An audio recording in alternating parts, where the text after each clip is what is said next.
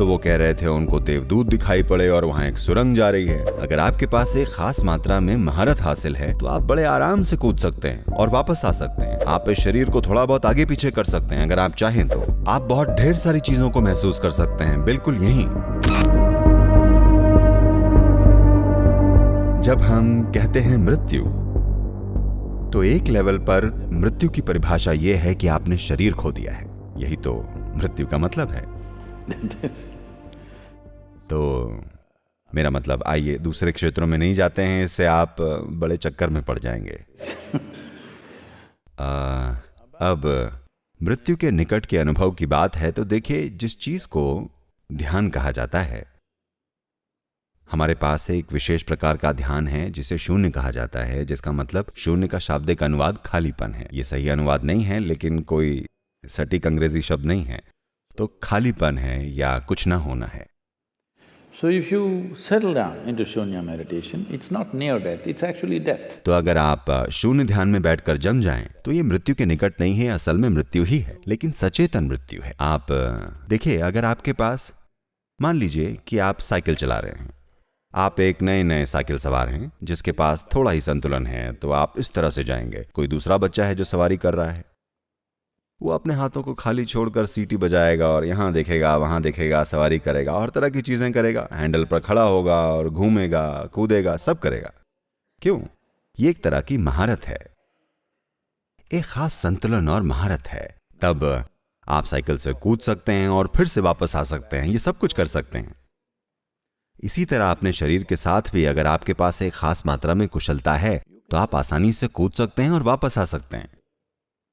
अब ये गलती किसी दवा की वजह से हो रही है, या कई लोगों के साथ 60-70 के दशक के दौरान जब LSD का समय था, बहुत सारे लोग थे जो इसके बारे में बात कर रहे थे। सर, आपकी बारी है, वो आपका समय था। कह तो सकते हैं। तो बहुत सारे लोग थे जो इस बारे में बात कर रहे थे और ये वाकई में उनके साथ हुआ था। ऐसा नहीं कि वो चीजों की कल्पना कर रहे थे, ये वास्तव में उनमें से कई के साथ हुआ था। But it was also because it was hallucinatory. लेकिन ये इसलिए भी था क्योंकि ये दिमाग का भ्रम था। कोई नहीं जानता था कि वो ये था या वो था। ये पक्का करने का कोई तरीका नहीं था कि ये वास्तव में उनके साथ हुआ था या नहीं। लेकिन मैं उस समय के कई लोगों से मिल चुका हूँ जिन्होंने वास्तव में उन चीजों का अनुभव किया था, जिससे उनका जीवन कई महीनों में बदल गया था, एक अजीब तरीके से। लेकिन अचानक उनके बारे में सब कुछ बदल गया, सिर्फ इसलिए कि कहीं ना कहीं उन्हें आभास हो गया था कि शरीर को थोड़ा आगे पीछे किया जा सकता है अगर आप चाहें तो। ये स्थायी चीज नहीं होती, बस उस थोड़ी सी जागरूकता ने उनके जीवन को देखने के तरीके, उनके व्यवहार और जीवन में करने की चीजों को बदल दिया। तो ये मृत्यु के निकट की बात है, तो मैंने वास्तव में ऐसा कुछ पढ़ा नहीं है, लेकिन कुछ लोगों ने मुझे बताया है। कुछ लोकप्रिय किताबें हैं जिनमें उनका कहना है उनको देवदूत दिखे हैं और वहां एक सुरंग जा रही है। देखिए, एक बात है जो आपको समझनी चाहिए, जब कोई सर्जरी करवाने जा रहा होता है तो डॉक्टर्स आश्वस्त हो सकते हैं, मरीज को हमेशा डर लगता है कहीं वो मर ना जाए। हेलो, डॉक्टर आश्वस्त हो सकते हैं, उनको केस पता है, उन्हें पता है वो क्या कर रहे हैं। 99% वो आश्वस्त होते हैं कि वो क्या कर रहे हैं। लेकिन मरीज एक बार जब वो अपनी आंखें बंद कर लेता है और अपना जीवन किसी को सौंप देता है, उसको हमेशा डर लगता है कि क्या होगा। तो हर छोटी चीज को वो मृत्यु समझता है। ऐसा लोगों के साथ होता है। अगर आप किसी के सिर पर बंदूक रख दें और बस चला दें और निशाना चूक जाएं, या बंदूक खाली हो, तो वो लगभग मर जाते हैं। मृत्यु के करीब का अनुभव होता है। वो कुछ समय के लिए गुम हो जाते हैं और फिर वो वापस आ जाते हैं। असल में वो सोचते हैं कि वो चले गए थे और वापस आ गए, और उन्होंने सीन को ऊपर से भी देख लिया था, क्योंकि ऐसा हॉलीवुड की वजह से होता है। So human mind is capable of creating. तो मानव मन अनुभवों के अनेक आयामों को बनाने में सक्षम है। इसको मृत्यु के रूप में नहीं समझ लिया जाना चाहिए, ये जीवन है। सबसे पहली बात, खैर, मैं मृत्यु पर एक किताब लेकर आ रहा हूं, अंदर की बात। मैं इसको 6.5 साल से लिख रहा हूं, ये अभी तक पूरा नहीं हुआ है। उम्मीद है अगले साल या उसके बाद मैं इसे लेकर आऊंगा। मैं ऐसा इसलिए कह रहा हूं क्योंकि वास्तव में मृत्यु जैसी कोई चीज नहीं है। ये केवल जीवन, जीवन और जीवन है। इसका एक आयाम से दूसरे आयाम में, दूसरे आयाम से अगले आयाम में जाना है। तो अगर मैं एक आयाम को खो दूं तो ऐसा लगता है कि वो मर गया है। अभी ये एक मेडिकल फैक्ट है कि उनका कहना है कि लगभग 15 दिन में आप अपने मौजूदा शरीर का 7 किलो वजन खो देते हैं और कुछ नया उसकी जगह ले चुका होता है। हर 15 दिन में आपका वजन चाहे जो भी हो, आपको बस ये हिसाब लगाना है कि आप कितने पखवाड़े में पूरी तरह से जा चुके हैं।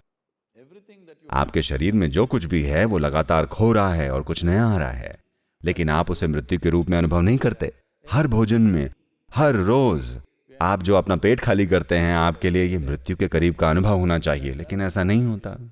But this happens to you because there is some disengagement in your experience. लेकिन ये आपके साथ होता है क्योंकि आपके अनुभव में कुछ अलगाव हो रहा है, विशेष करके एनेस्थेटिक प्रभाव के कारण। ऐसे अपनी विभिन्न क्षमताओं से अलग होना जिनके आप आमतौर पर आदी होते हैं, अचानक आपको ऐसा लगता है कि आप मर चुके हैं। कोई नहीं मरा है, ये पूरी तरह से ये गलत समझ है। हाँ, आपके जीवन का हर पल, अगर आप इच्छुक हैं, यदि आप स्थितियों और अपने जीवन के विचारों और भावनाओं में नहीं उलझे हैं, तो बहुत सी चीजें हैं जो आप यहीं अनुभव कर सकते हैं। आप यहां बैठे बैठे अपने जीवन को वहां से देख सकते हैं, ठीक है? ये मृत्यु के निकट का अनुभव नहीं है, ये जीवन है। लेकिन क्योंकि जैसा कि मैंने कहा, दुर्भाग्य से बहुत सारे लोगों के लिए क्षमताओं की कमी होना अच्छी तरह से काम करता है। ये अच्छी बात नहीं है। ऐसा हुआ,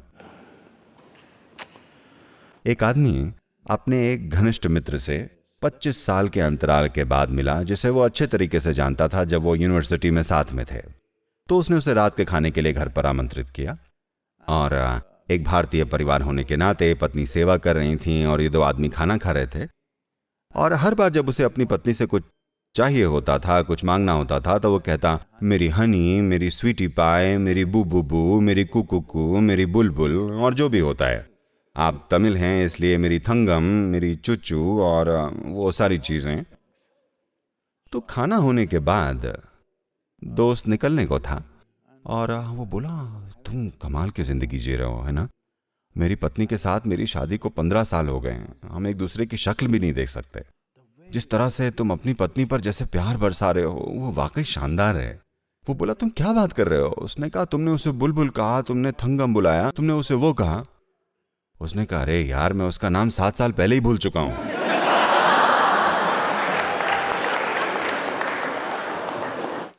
क्षमताओं का नुकसान दुर्भाग्य से बहुत सारे लोगों के लिए बहुत अच्छा काम करता है, क्योंकि वो अपनी क्षमताओं से पीड़ित हो रहे हैं।